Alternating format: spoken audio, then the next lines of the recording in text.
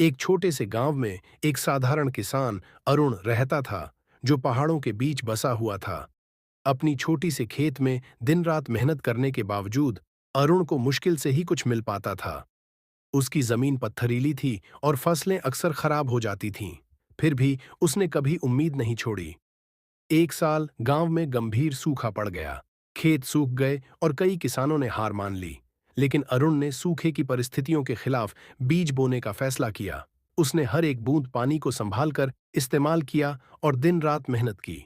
गांव वाले उसकी मेहनत पर हंसते हुए कहने लगे कि उसकी कोशिशें व्यर्थ हैं। लेकिन अरुण की स्थिरता रंग लाई। धीरे धीरे सूखी मिट्टी से हरी भरी कलियां उभरने लगीं।